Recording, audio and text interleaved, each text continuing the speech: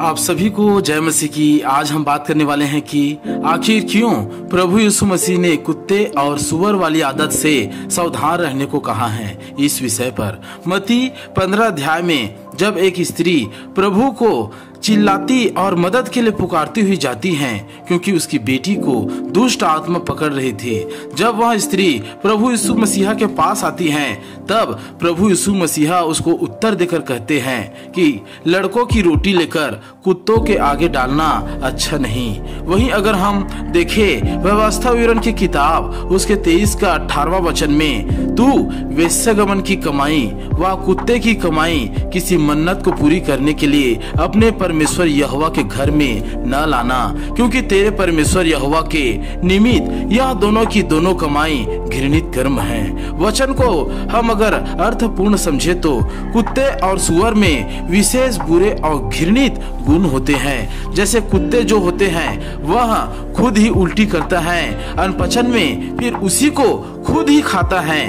उसी तरह सुअर में भी यह गुण होता है कि उसे कितने भी महंगे साबुन से नहवा दो, कितने अच्छे वस्त्र पहना दो, वे फिर जाकर कीचड़ में वो क्या हो जाते हैं, लौटने लगते हैं, उसमें लौट जाते हैं। ठीक इसी तरह का स्वभाव शैतान के अंदर भी होते हैं, उसके स्वभाव में होते हैं, जो मनुष्य को अपने स्वभाव के अनुसार बनाने लगते हैं। मनुष्य में भी ऐसे लोग हैं जो अपने बुराई को, कुकर्म को, व्यभिचार को, झूठ बोलने वाले स्वभाव को अपने हिसाब से छोड़ देते हैं जरूरत पड़ने पर अपने फायदे के लिए, और कुछ दिनों के बाद वे फिर वैसे ही करना शुरू कर देते हैं। कुछ लोग आपके आसपास में भी होंगे जो नशे को, जुए को छोड़ने के लिए कसम भी खाते होंगे, मगर कुछ दिनों के लिए फिर वहाँ कुछ ऐसी बातों को सुन लेता है जिससे उसे गुस्सा आता है और फिर वहाँ वैसी ही करना शुरू कर देता है। सुनकर वे फिर वैसे करने लग जाते हैं और जाकर कुकर्म में फिर सुअर की तरह लौटने लगते हैं, वेश्याओं के साथ लौटने लगते हैं, नशा में लौटने लगते हैं। और जब आदत ज्यादा खराब होगा तो शैतान का स्वभाव पूरा पूरा हावी हो जाएगा। जैसे कि लूका 8 अध्याय में वर्णन है कि जब यीशु मसीहा समुद्र के किनारे से गदरेनियों के देश में जा रहे थे तब वहां उसे 2 आदमी मिला जिसमें सुअर और कुत्ते वाले स्वभाव वाली दुष्ट आत्माएं थी।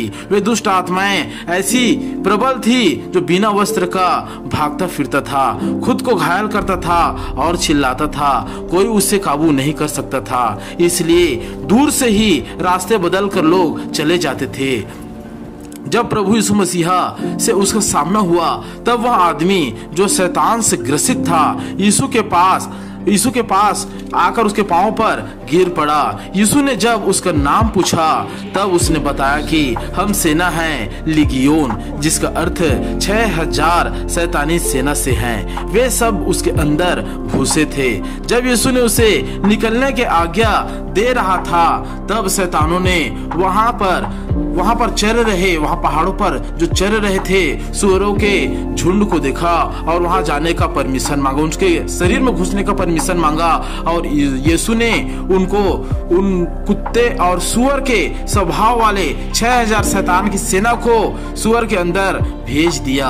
यह कुत्ते और सुअर वाली स्वभावी शैतान उन मनुष्यों के अंदर घुसना पसंद करते हैं जो बार बार अपने मन को पाप करने से रोक नहीं पाते हैं और बार बार कुकर्म में, झूठ में, अपराध में फंसते जाते हैं। फिलिपियों के अध्याय 3 में भी स्पष्ट कहा गया है कि कुत्तों से चौकस रहो, उन बुरे काम करने वालों से चौकस रहो, उन काट कूट करने वालों से चौकस रहो जो सत्य को दबाकर पाप कराना चाहते हैं। जब उसे सत्य को समझाओगे या बोलोगे कि ऐसे बुराई ना करो, उन चीजों से हट जाओ, ये गलत है, तब वहां तुम्हें खुद पलटकर काट कूट करेंगे, बीच में ही रोककर गाली देने लगेंगे या उल्टे पुल्टे बोलने लगेंगे।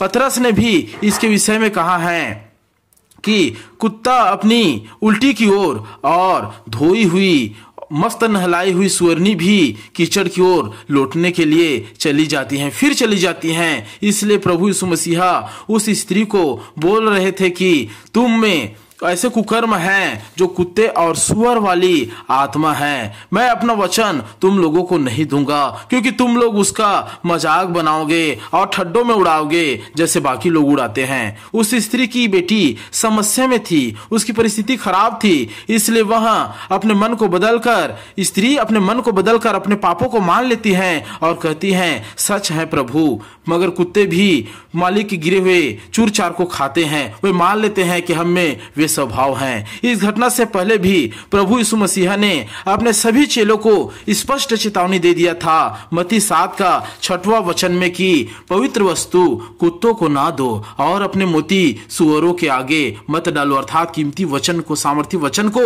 उनके आगे मत डालो। ऐसा ना हो कि वे उन्हें पांव तले रौंदे और पलट कर तुमको फाड़ डाले, अर्थात तुम्हें घात करे, पकड़वा दे, रौंद दे। इसका सीधा अर्थ यह है कि शैतान का ऐसा स्वभाव जो बुरा है वे उन मनुष्यों के अंदर डाल दिए हैं जो आज्ञा नहीं मानता। जैसे किसी पियक्कड़ या गाली गलौज करने वाले को बिना प्रभु की मर्जी तुम उसे जाकर अगर उसे बाइबल भी देकर आओगे तो वो उसे आग लगा देगा या कहीं फेंक देगा या उसी को पकड़कर तुम्हें मार देगा और बुराई करता रहेगा। इसलिए व्यवस्था विवरण में ऐसों के कमाई को भेंट लेना भी परमेश्वर ने मना किया है, एक प्रकार के गुनाह ही समझा गया है। कुछ लोग ऐसे हैं जिनके गुनाहों को प्रभु माफ कर देते हैं और अच्छे धार्मिकता के कपड़े भी पहना देता है, लेकिन थोड़ी सी तकलीफ में वह ऐसी बातों को सुनकर वो कुछ निगेटिव चीजों को महसूस कर उस वस्त्र को फिर से वही कुकर्म, वही जुए, वही झगड़े, वही टेंशन तनाव में वो पूरे तरीके से मैला कर देता है, धीरज नहीं धर पाता और कुमार्ग में फिर चला जाता है। फिर वही पुराना जीवन, फिर पुराना स्वभाव, सारा परिश्रम को जो उसके प्रति किया गया रहता है वे व्यर्थ बिता देते हैं। इसलिए ऐसे लोग जब तक शुद्ध मन से बदल नहीं जाता, मेरे विश्वासी भाइयों,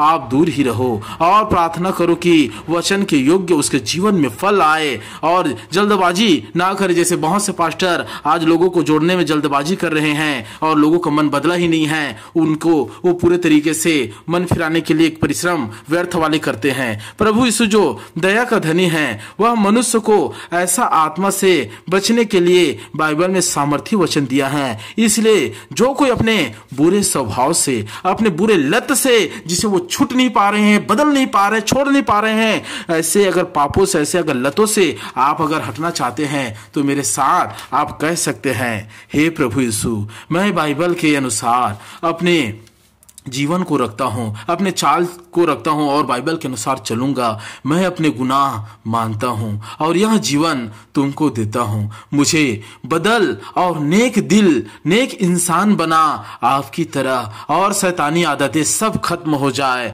यीशु तेरे सामर्थी नाम से आज से मैं तुम्हें अपना प्रभु मानता हूँ। मुझे ग्रहण कर और मुझे हर एक बुराई से बचाते चल। मैं आपका बेटा हूँ और आप मेरे प्रभु हैं। यीशु के नाम से, आपके नाम से ऐसे ही हो जाए।